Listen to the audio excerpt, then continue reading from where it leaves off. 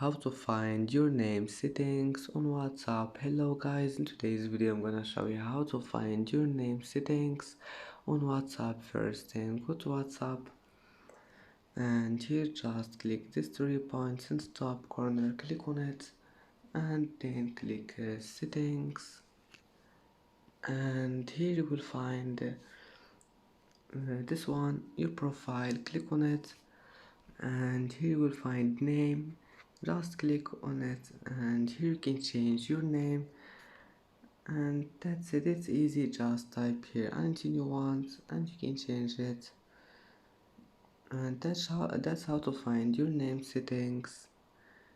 And that's it for today's video.